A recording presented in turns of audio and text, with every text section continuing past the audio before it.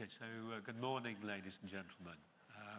And first of all, apologies for the ICRP members here yesterday because you're going to see a selection of the same slides, but I have included some extra ones on radon because I know that that's a topic of some interest to quite a number of you. So, Committee 2's main task is the provision of dose coefficients for exposures to radiation from both internal and external sources.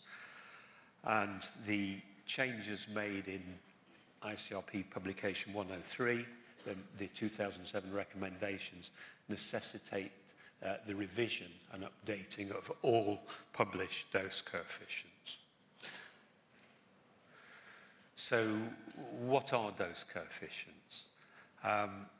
Well, central to the ICRP system is the optimization of protection below constraints and reference levels within bands of concern. They're shown here, all specified in terms of dose. You see the bands there, dose in millisieverts.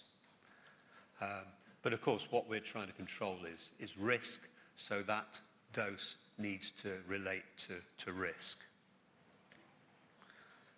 And this shows the dosimetric quantity used by ICRP as a measure of risk, referred to as effective dose. That's a protection quantity, and that in simple form shows the steps in the calculation for the specific case of intakes of radionuclides by ingestion or inhalation.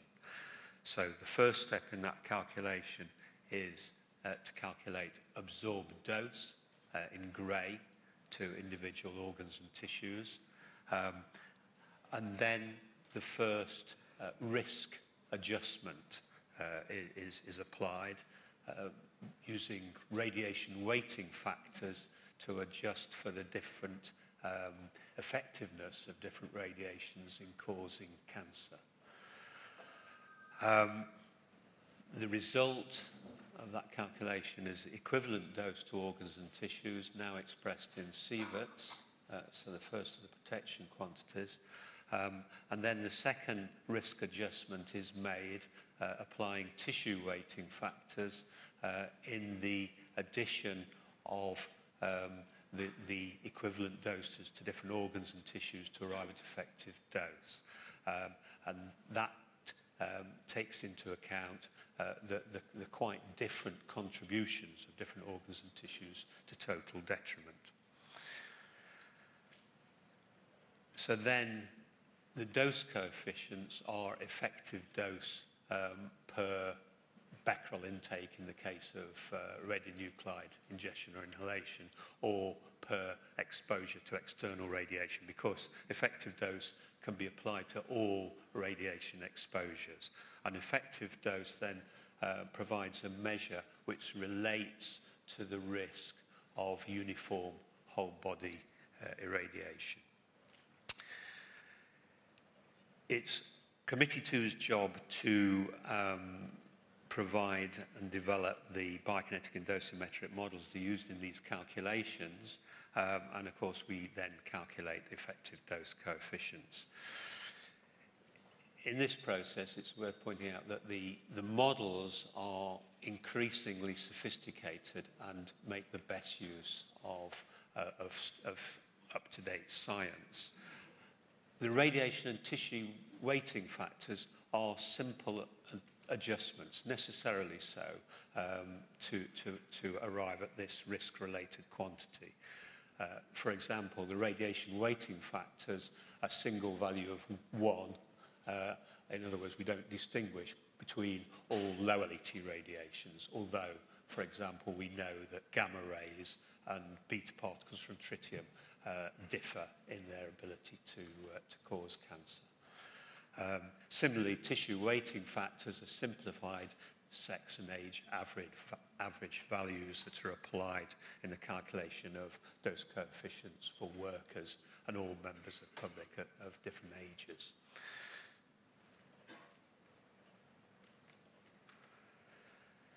So this lists the publications produced by Committee 2 since the 2007 recommendations. And I just draw your attention to publication 110 there. For the first time, ICRP produced its own reference anatomical phantoms for dose calculations, and more about that in a second. Excuse me. And then publication 116 was the first application of those new phantoms in the calculation of updated dose coefficients for external radiation exposure.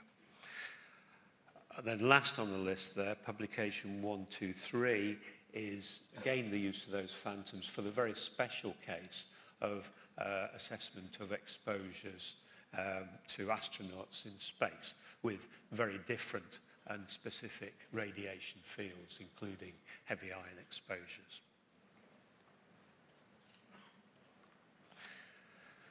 So going on now to the planned publications, and we're hoping to publish a lot of this, if not all of this material during the current 2013 to 2017 term.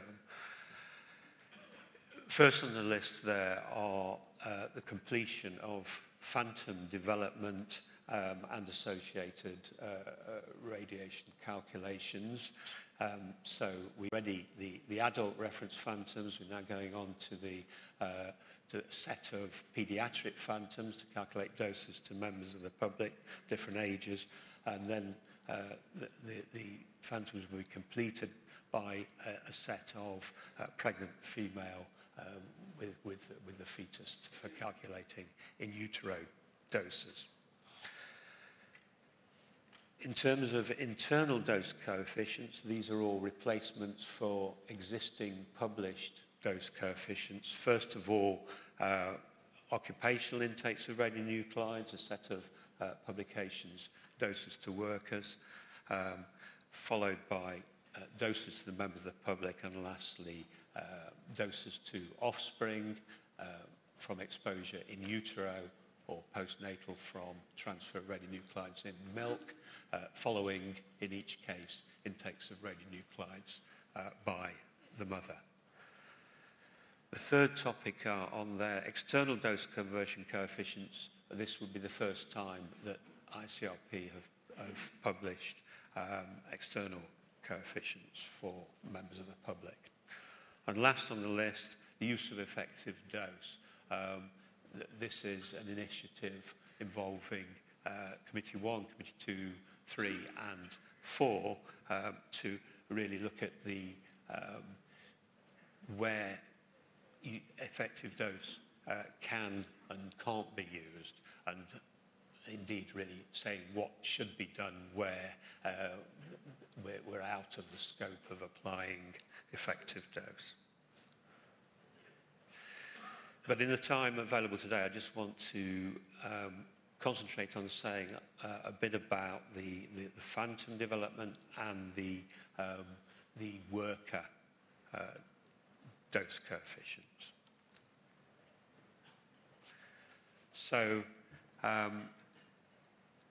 until recently, all dose calculations have been done using stylized representation of the human body, mathematical descriptions of the organs and tissues, as shown in that top diagram.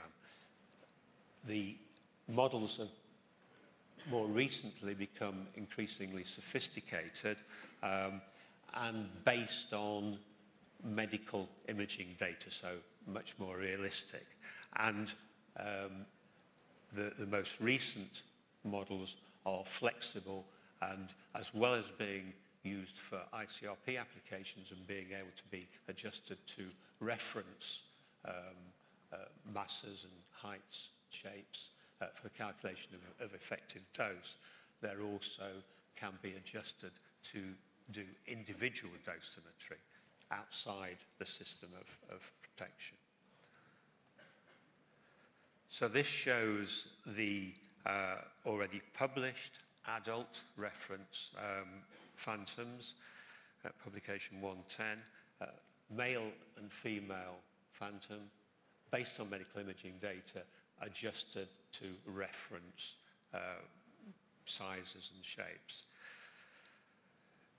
Because we now have separate male and female phantoms, equivalent dose is now calculated separately for males and females, and then averaged, so the organ and tissue equivalent doses are averaged in the calculation of effective dose. And this shows the pediatric series of phantoms, which is currently under development, should be complete next year, which will be used for calculating doses to members of the public.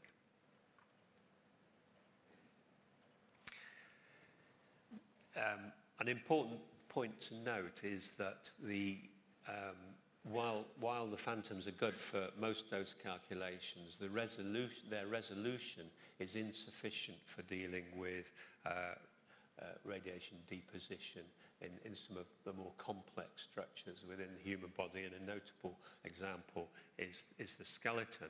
And so specific models are developed to deal with energy deposition in regions within the skeleton, so that doses can be calculated for target regions where we think the target tissue and target cells are for cancer induction in these tissues, and also take account of the distribution of radionuclides within the tissues. And that's done both at the macro level for individual bones, at the micro level as shown here, looking at the detailed structure within the bone.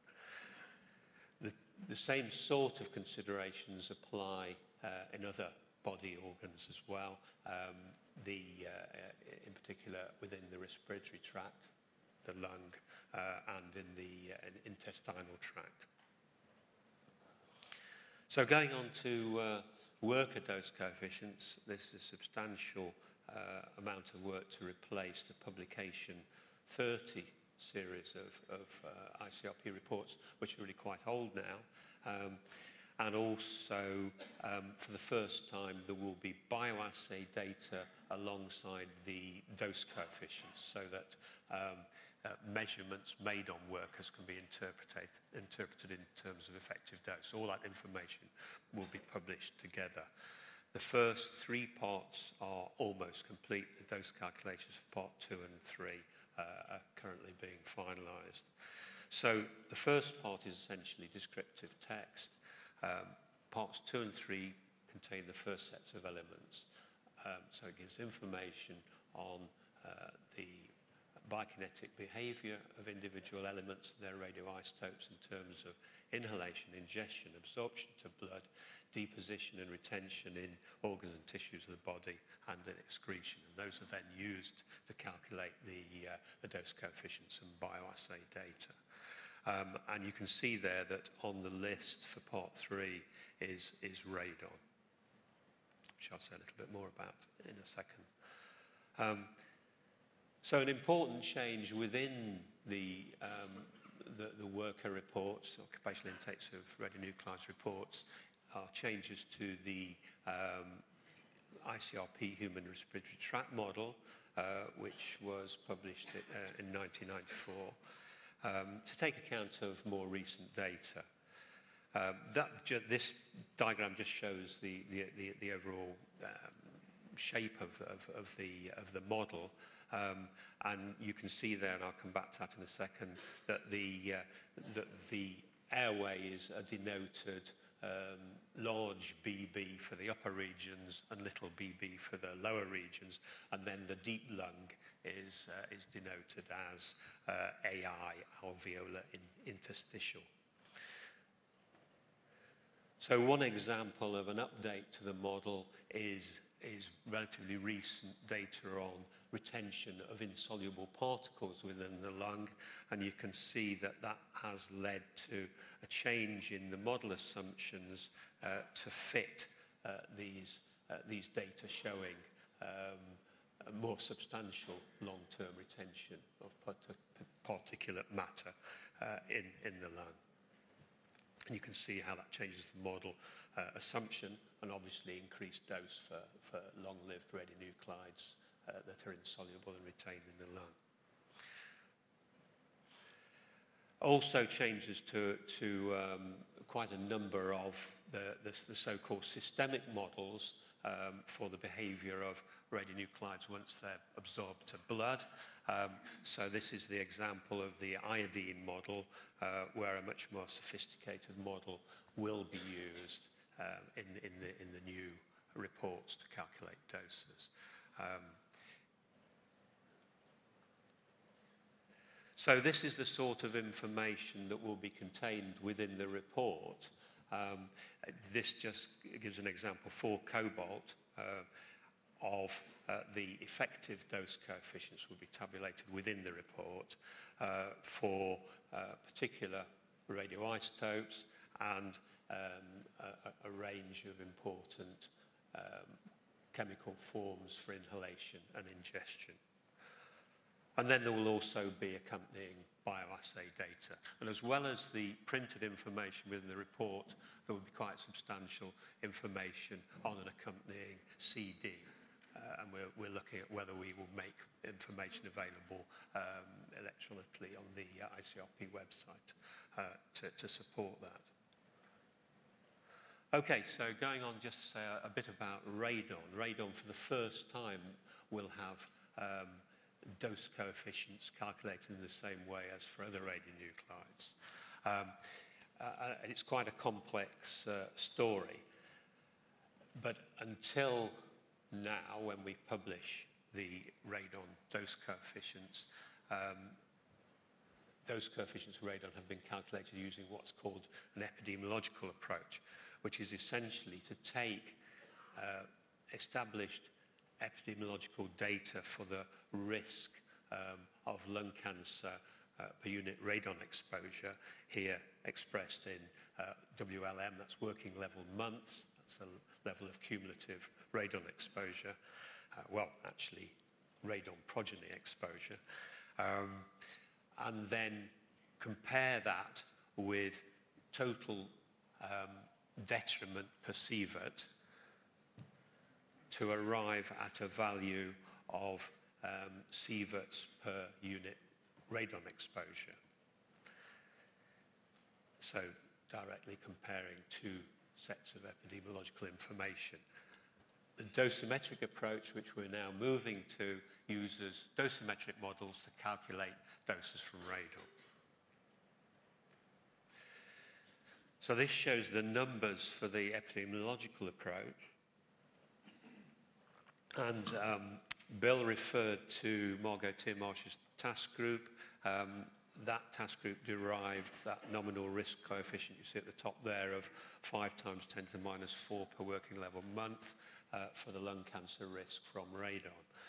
If you use that value and the detriment values from the 2007 recommendation shown at the top there for workers and public, then you get those values of effective dose per working level month, 12 millisieverts for workers, if we just remember that value.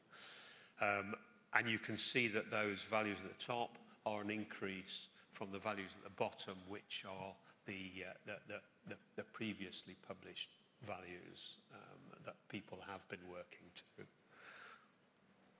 So if we go on to the dosimetric approach, you've already seen this scheme. In the case of radon, the dose is from the radioactive progeny, mainly from alpha-emitting short-lived polonium isotopes. So the bikinetic dosimetry model we're talking about is mainly the respiratory tract model, dose mainly to the lung, weighted, then we have a radiation weighting factor for this alpha radiation of 20, as shown here in calculating equivalent dose, and then a tissue weighting factor of 0.12 applied to the lung in arriving at an effective dose. There are some small doses to other tissues, but we're essentially talking about lung dose here. An important point to bear in mind is that the radiation dose is delivered to within the airways of the lung in a very small layer of tissue shown here. Those cells there shown in there in that layer are the target cells, and the decay will be occurring on the top in that mucus layer, and the alpha particles will be reaching down into that region. There are a large number of factors that affect the dose from radon, and I haven't got time to tell you about them, but the calculation is quite complex and involves consideration of quite a number of factors. And what I've shown here is the result in terms of occupational exposure for miners in terms of effective dose per working level month of 12 millisieverts. So exactly the same value, remarkably, that comes out of the epidemiological data. And I haven't got really time to go into the details here. What I wanted to say is, because it's the same value, that doesn't mean that that all our assumptions are exactly precise, because there are a lot of assumptions in there that are approximations, in fact. So it's good that there's this level of agreement, because that gives confidence in the way in which we model doses, but the exact agreement is coincidental. So I just want to finish by showing the current membership for this term of the Commission. We've got a very strong group for Committee 2, and leave you with a summary. And thank you very much.